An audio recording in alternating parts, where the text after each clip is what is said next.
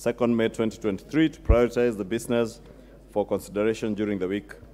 Honorable Speaker, I wish to commend the leadership of the House and members for the dedication and cooperation exhibited in this session so far. We have certainly been able to meet the statutory timelines in respect of all matters that were before us.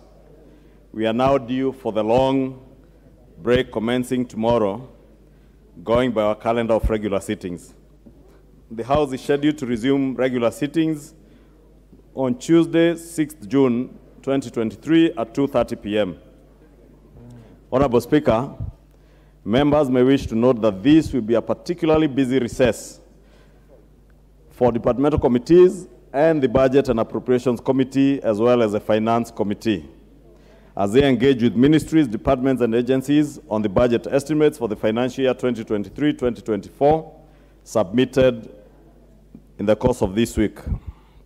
Additionally, Mr. Speaker, there are various matters relating to bills, treaties, approval hearings, inquiries, and responses to statements still pending before committees. I therefore urge all our committees, their chairs and members to be present and actively participate in ensuring that all these matters are concluded and reports brought to the House upon resumption on the 6th of June at 2:30 p.m. Honorable Speaker, upon resumption, the House is expected to continue with debate on the second reading of the statute miscellaneous law, the Miscellaneous Amendments Bill of 2022, the general debate on the proposal to amend the Constitution and the standing orders, and the report on the United Nations Convention Against Corruption, should they not be concluded today. The House Business Committee will reconvene on Tuesday, 6th June 2023, to schedule the business for the rest of that week. Honorable Speaker, I also note that question time in the plenary in the past few weeks has proceeded well as Cabinet Secretaries appear in the plenary to answer questions and expound on policies under their respective dockets. I would like to thank all members for their continued participation in this process. Upon resumption of the House, Honorable Speaker, I will notify members on which Cabinet Secretaries will appear in plenary during that week and the questions that will be responded to then. Honorable Speaker, in conclusion, I want to wish members a wonderful recess period as they spend time with their families, rejuvenate, and also discharge their parliamentary and constituency obligations. Honorable Speaker, as I have noted in this statement, this is one of our long recess in the first session after the short recess that we had. And the 4 weeks that will be on recess, Honorable Speaker, will be a 4 weeks working recess. And even as I note that NWISH members time with their families, that will be because they will be able to get home earlier than usual. As you are aware, Honorable Speaker, the House rises at 7, on Wednesdays at 9 p.m. And therefore, members do get to their families late. But during the recess, since the committees will be sitting from 9 in the morning, you will have much more time with your families. But I want to ask you to please avail yourselves in committees, especially in consideration of the budget estimates and the finance bill, and in consideration of all the bills, treaties, approval hearings, and reports that are before the committees. And hopefully when we resume on the 6th of June, all these reports shall be ready for tabling and debate before the House. With that, Honorable Speaker, I beg to lay this statement on the table of the House. Thank you. Majority Leader, in case it escaped your mind, yesterday the Speaker directed the Minister for Education to appear before the House on the first Wednesday after recess to continue answering the myriad of questions that were unasked yesterday when he appeared. So you may just include that in your statement. Sure. For purposes of Hansard. Thank you, Honorable Speaker, and thank you for that reminder. Honorable Speaker, may I just include, as you have stated, on resumption, Honorable Speaker, on the 6th of June, on the 7th, Wednesday, 7th June, the Cabinet Secretary for Education, the Honorable Ezekiel Machogu, will appear to answer to the questions that were left pending yesterday as directed by the Honorable Speaker. Thank you, Honorable Speaker. Thank you. Next order. Order number 8, procedural motion, extension of period for consideration of nominees for appointment as members of the Judicial Service Commission. The Honorable Murugara, Chair JLAC.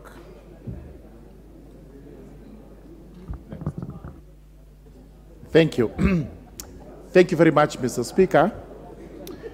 Mr. Speaker, I beg to move the procedural motion on extension of period for consideration of nominees for appointment as members of the Judicial Service Commission, that pursuant to the provisions of Section 13 of the Public Appointments Parliamentary Approval Act 2011 relating to extension of period for consideration of nominees for appointment to a public office, this House resolves to extend the period for consideration of the nominees submitted by His Excellency the President for appointment as members of the Judicial Service Commission by a period of 14 days from 31st May 2023.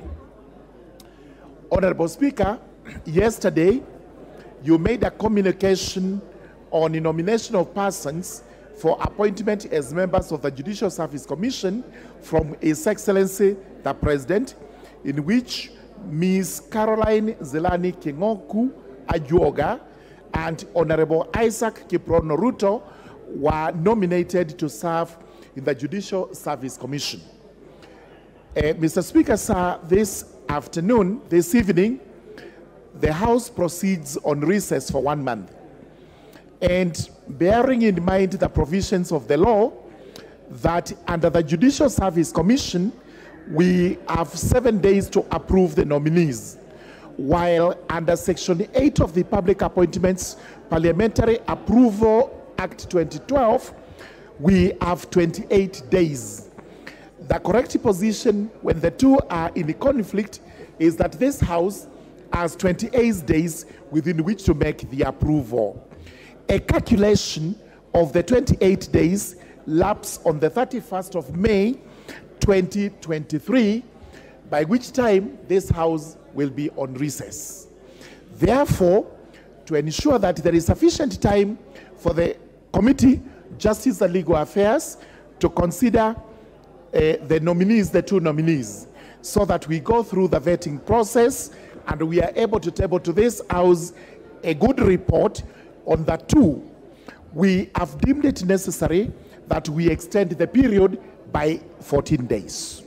The 14 days will take us to after the House resumes. So with those remarks, I urge the House to pass the procedural motion and approve an extension for 14 days.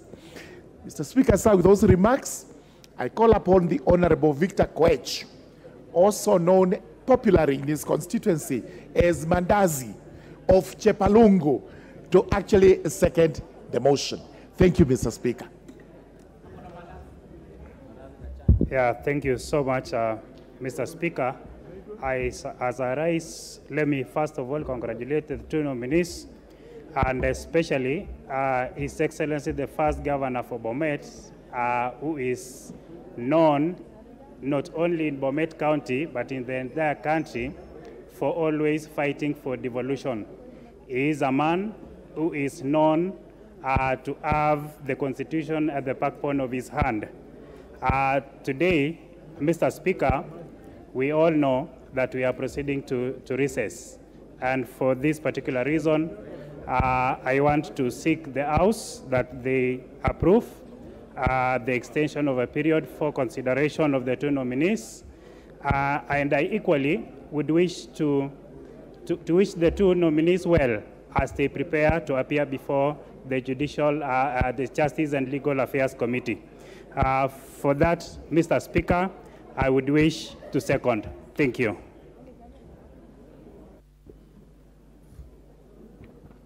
Honorable members, order. Order, the honorable members standing in the walkway. Take your seats.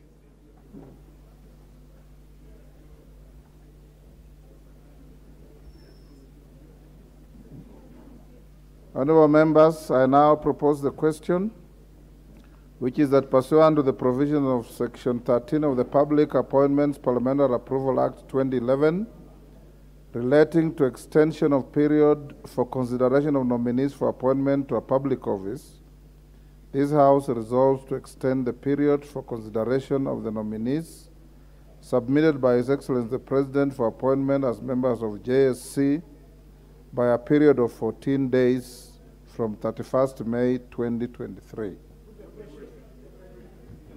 Is that the mood of the House?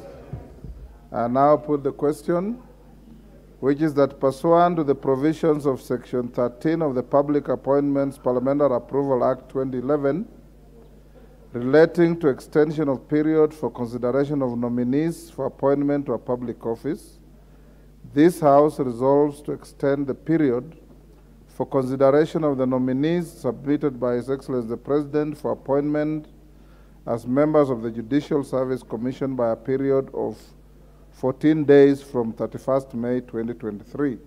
As members of that opinion say aye. Aye. Will those of the contrary opinion say nay? The ayes have it. Before we call the next order, members, allow me to acknowledge the presence of the following in the public gallery: J.U. Quat, Primary School, Juja Thika, ACC and Kigumo Parish, Kigumo, Murang'a, PCEA, Kariobangi South Parish, Embakasi West, Nairobi, and in the Speaker's Gallery, Kahara, Gadithi, and family from Langata. Thank you. Next order. Order number 9, procedural motion, reduction of publication period for a specified bill. Chairperson, Departmental Committee on... Honorable Okello, what's your point of order? Give Honorable Okello the microphone. Honorable Speaker, I thank you for the opportunity. And Honorable Speaker, I'm standing because of a matter that is very dear to me and to members of this House, Honorable Speaker.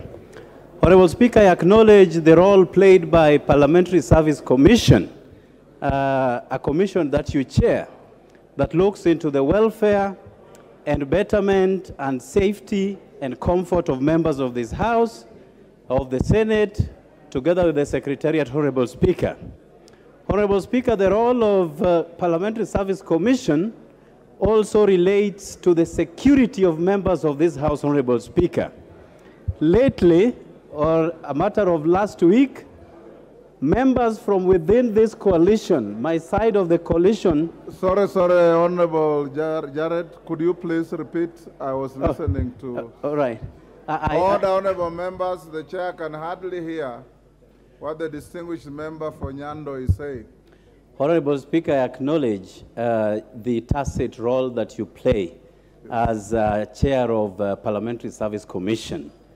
This is a commission that looks into the welfare, security, comfort of members of Parliament in this House, of the Senate, together with the members of the Secretariat, Honorable Speaker.